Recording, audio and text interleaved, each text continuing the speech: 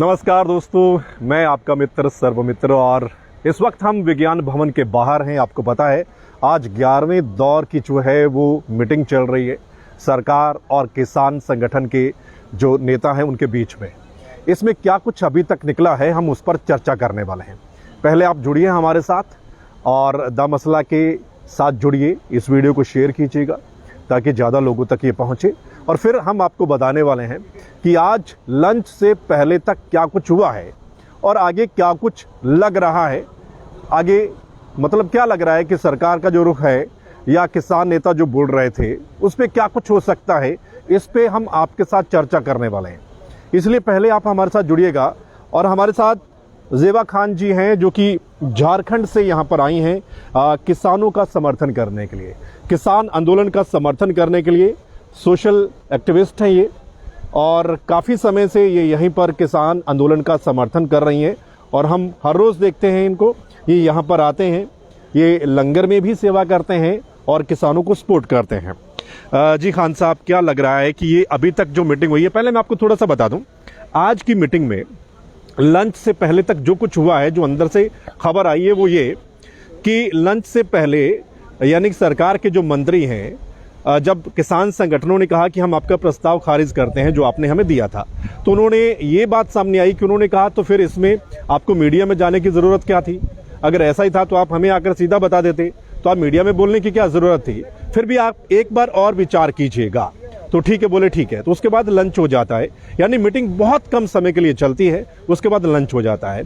और एक और जो मुद्दा था उसमें ये कि जो सरदार रुलदू सिंह जी हैं, उनकी गाड़ी पर जो कि उनका शीशा तोड़ा गया, पुलिस ने उनको रोका था यहाँ आज रास्ते में, तो वो मुद्दा भी उठाया गया है। खान साहब, क्या लगता है आपको 11वें दौर की आज मीटिंग, 11वें दौर की मीटिंग में अगर हम देखें तो इससे पहले सिर्फ दो ही बातों पर सरकार राजी हुई थी, एक तो पराली वाला मसला था, एक बिजली वाला है। जो दो बड़े मुद्दे हैं उस पर बात अभी भी अटकी हुई है, यानी कानूनों को वापस लेना है और एमएसपी पे बात होनी चाहिए। कानूनों को वापस लेने पर जो सरकार का प्रपोजल था उसको किसानों ने ठुकरा दिया। आज किसान नेता बोल रहे थे कि हम एमएसपी पे जोर देंगे, एमएसपी पे बात करेंगे। आपको लगता है कि कुछ बात बनेगी या मामला अभी और लंबा जाएगा? कितना लंबा जा सकता है? देखिए, हम तो उम्मीद पर ही दुनिया कायम है और उम्मीद से ही और को होप लेकर ही तो आए हैं किसान यहाँ पर सरकार से वार्तालाप करने के लिए, जबकि पिछली सभी वार्तालापों से कोई फायदा नहीं हुआ। हाँ। और सरकार अपने बातों पर अड़ी हुई है। हाँ। किसानों की बातें सुन नहीं रही है। किसानों की जो मांगे हैं वो ये है कि कोई भी इसमें अमेंडमेंट नहीं चाहिए। हाँ। सीधे तीनों काला कानून को रद्द करे सरकार। हाँ। पर अभी तक सरकार इस दिशा में कुछ झुकती हुई दिख नहीं रही है। 1 साल 2 साल के लिए होल्ड कर देंगे। हाँ। 18 महीने के लिए इस तरह का प्रस्ताव दे रही थी, पर हमारे किसान इस पर तैयार नहीं है। उनकी एक ही मांग है कि तीनों काला कानून को आप रद्द कीजिए।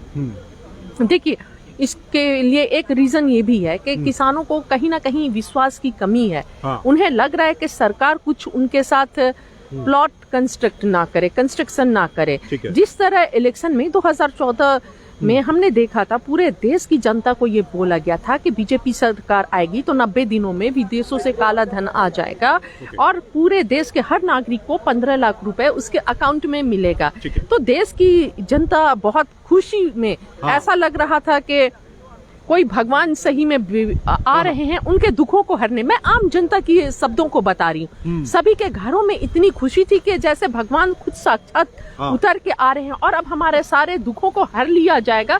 सारी तकलीफें खत्म हो जाएंगी, महंगाई खत्म हो जाएंगी, बेरोजगारी खत्म हो जाएगी। और जो हम उस समय चीन, जापान और अमेरिका के टक्कर में थे, टक्कर दे रहे थे होने वाली बातें, हम उसे पछाड़ कर आगे निकल जाएंगे। लेकिन अब क्या, जैसे ही इलेक्शन खत्म होता है, क्या बोला जाता है बीजेपी के नेताओं के द्वारा? नहीं, ये तो 15 लाख रुपए वाली चुनावी जुमले थे। चुनाव के लिए ये एक जुमला था, झूठ बोला गया था। तो उससे जनता के मन को बहुत आघात हुआ। और लगातार हम जिस तरह देख रहे हैं कि जनता के लिए कोई हमदर्दी नहीं है। गरीब हो, मजलूम हो, मजदूर हो, मजदूरों की भी कोई सामाजिक सुरक्षा नहीं रह गई। खान साहब, दैट इज द रीजन मुझे लगता है कि किसान नेताओं को भरोसा नहीं है। भरोसा जो सरकार जो बोलती है, किसान नेताओं को लगता है कि ये जुमला है जी। तो सरकार हमारे साथ भी ऐसा कर सकती है। हाँ। यानी हमारे आंदोलन को तोड़ सकती है जी। कि एक बार ये कर दें, उसके बाद शायद ये दोबारा इकट्ठे होंगे या नहीं होंगे। हाँ। लेकिन आप ये बात बताइए, 26 तारीख नजदीक आ रही है और 26 को लेकर कहीं ना कहीं सरकार पर प्रेशर है कि क्योंकि किसानों ने आह्वान कर रखा है कि हम अंदर परेड करेंगे। आपको लगता है कि 26 से पहले कोई समाधान, किसी भी तरीके से समाधान सरकार चाहेगी कोई? देखिए, सरकार को तो एकदम समाधान निकालना चाहिए। हाँ। 26 से पहले अगर नहीं निकालती है तो बहुत बड़ी सरकार पर प्रश्न चिन्ह लगता है कि सब कुछ जानते हुए सरकार कोई समाधान नहीं निकाल रही है। जिसे फायदा देना है, जब वो फायदा लेना ही नहीं चाहता है तो जबरदस्ती कब से सरकार फायदा देने लगी। अभी कोरोना काल में हमने देखा था कि किस तरह सड़कों पर प्रवासी मजदूर मरे हैं, पर कहीं से कोई उन्हें सरकारी सहायता नहीं मिली, ना ही कोई बड़े पूंजीपति सड़कों पर आकर मदद किए हैं। देखिए, लोग सड़कों पर पैदल नंगे पैर भूखे चलने को मजबूर हुए हैं, साइकिल पर बच्चियां चली हैं और रेलवे ट्रैक पर लोग मरे हैं।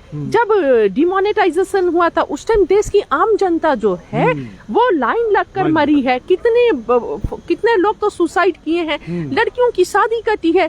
तो देखिए, जो भी है नीतियां जो भी सरकार ला रही है उसमें कहीं ये दिख नहीं रहा है कि सरकार को फिक्र है आम जनता की, देश की गरीब जनों की फिक्र है। यहाँ पर तो एक ही दिख रहा है कि अडानी अंबानी दो पूंजीपति। देखिए, आज 2014 के बाद देश की गरीब जनता जो है, आम जनता और गरीब हो गई है। गरीबी रेखा से नीचे 25 करोड़ जनता चली गई है। और लेकिन दो पूंजीपति जिनका दिन दूना रात चौगुना तरक्की होते जा रहा है।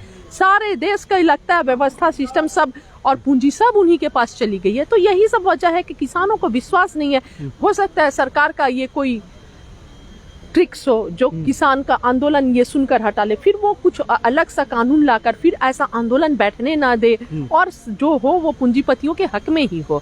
क्योंकि देखिए, सरकार के सामने भी एक परेशानी ये है कि सिर्फ वो कानून वापस लेना नहीं है। क्योंकि जो पूंजीपति जो हैं भंडारण के लिए साइलोज बना चुके हैं, लाखों करोड़ों लगा, हजारों करोड़ लगाकर, तो उन साइलोज का क्या होगा? और जो उनसे गठबंधन है, जो वादे हैं, उसका क्या होगा? तो ये सारे भी जो प्रॉब्लम्स है बीच में आ रहे हैं, जिसके वजह से मुझे लगता है सरकार इस तीनों काला कानून को वापस लेने में असमर्थ है। खान साहब, आपने बड़ी बात कही कि दो आदमियों को खुश करने के लगता है कि सरकार सिर्फ दो आदमियों को खुश करना चाहती है, लेकिन दो आदमियों को खुश करने के चक्कर में आप जो करोड़ों जनता है, जो सबसे बड़ा वोट बैंक है इस देश में, जो किसान है, आप उनको नाराज कर रहे हैं। जी, वही तो मतलब दुख की बात है कि वही ये किसान ही है देश के जो सरकार को दिल्ली भेजी, चुनाव जिताकर सत्ता में बैठाई। अब ये किसान ही है जिन्हें दिल्ली में अनुमति नहीं मिल रही है कि दिल्ली से आप अंदर आइए। वो बॉर्डरों पर इतने ठंड में, इतने शीतलहर में बैठे में इतना कठिन परिश्रम कर रहे हैं। रोज कितने किसान हमारे अब तक शहीद हो गए हैं। कोई ठंड से मर रहा है, किसी का हार्ट अटैक से, कोई जहर खा के मर रहा है, पर सरकार पर कोई फर्क नहीं पड़ता है। उन्हें बस पूंजीपति मित्रों की ही चिंता है। सरकार ये भूल गई है। देखिए, अहंकार ज्यादा दिन तक नहीं चलता है। हो सकता है कि मैंडेट देख के, पब्लिक का मैंडेट या ईवीएम आप जो भी बोल सकते हैं, सरकार को अपने ताकत पर अहंकार हो गया। अहंकार सही नहीं है। जनता का हित सर्वोपरि है और जनता जनार्दन, जनता की ताकत जो होती है वो बहुत बड़ी होती है। इसको सरकार नजरअंदाज ना करे। ये जनता को, ये वही किसान है जो खेतों में भी फसल उगाते हैं और उन्हीं के घर के बच्चे हमारे बॉर्डर पर देश की रक्षा करते हैं। तो इनको नजरअंदाज ना करे सरकार, नहीं तो परिणाम अच्छा नहीं होगा। खान साहब, मेरे को लगता है आपने भी इससे पहले इतना बड़ा आंदोलन नहीं देखा होगा, क्योंकि मैंने तो देखा नहीं। इससे पहले मैंने अन्ना आंदोलन जरूर देखा था, उसकी रिपोर्टिंग भी की थी, लेकिन ये उससे भी कई गुना बड़ा आंदोलन है कि इतने किसान यहाँ पर बैठे हैं। तो इतने बड़े आंदोलन को आप मतलब उनकी बात नहीं सुन रहे हैं, उनको टाल मटोल है। 11 दौर की मीटिंग, आज 2 महीने होने वाले हैं इस आंदोलन। मैं बोल रही हूँ ना, कुछ बातें कुछ और है जो बिल वापस नहीं लिया जा रहा है। सरकार की कहीं ना कहीं कुछ बड़ी मजबूरियां हैं। मैं बता रही हूँ ना, साइलोज बन गए। हो सकता है सरकार पूंजीपतियों से क्या कॉन्ट्रैक्ट हुआ है सरकार का, ये सारी बीच में बातें आ रही हैं। और ऐसा आंदोलन तो सही में ना इतिहास में मैंने तो देखा भी नहीं है और पढ़ा भी नहीं है ऐसा, और ना ही मुझे लगता है कि आगे ऐसा आंदोलन हो पाएगा कभी भविष्य में। सुनहरे अक्षरों में लिखा जाएगा। इस आंदोलन में जो मैंने संस्कार देखा, अपनापन देखा, सेवा भावना मैंने देखी, क्या बताऊं, इस वजह से मैं 30 नवंबर से इस आंदोलन में रुक गई, इस आंदोलन का हिस्सा बन गई। किसान इतना संघर्ष खेतों पर करते थे, और जब आज उनका संघर्ष यहाँ पर कर रहे हैं इतने ठंड में, फिर भी वो दूसरों की सेवा में लगे में, सेवा भावना में। तो ये सीखने वाली बात है, समझने वाली बात है सरकार को। पर जो सेवा जनता के लिए सेवा भावना सरकार में होनी चाहिए थी, वो सेवा भावना सरकार में मुझे नहीं दिखती है, वो किसानों में दिख रही है मुझे। आपने सुना 30 नवंबर से ज़ेबा खान जी यहाँ पर हैं, 2 महीने होने को हैं, और आम जन, ये सोशल एक्टिविस्ट हैं, आम जन जो हैं इस देश के, जो पढ़े लिखे भी हैं एक्टिविस्ट हैं, वो भी किसानों के साथ हैं। वो अपने तरीके से अगर वहाँ रहकर सपोर्ट कर रहे हैं, यहाँ पर कोई आना चाहता है, आप देखिए इन्होंने सोचा नहीं होगा कितना लंबा चलेगा, जल्दी कोई इसका हल निकलेगा, तो ये यहाँ पर आई थी। लेकिन ये आंदोलन इतना लंबा चला गया और ये अभी तक भी यहाँ पर है। खान साहब, तो आगे क्या? क्योंकि सरकार पीछे हटने को तैयार नहीं है। किसानों ने बोल दिया है कि जब तक कानून वापस नहीं होंगे हम यहाँ से वापस जाने वाले नहीं है। तो फिर आगे कैसे देखते हैं इसको आप? मुझे तो इतना पता है कि किसान पीछे हटने वाले नहीं हैं। वो पूरा इरादा किए हुए हैं कि तीनों काला कानून को वापस करा कर ही जाएंगे।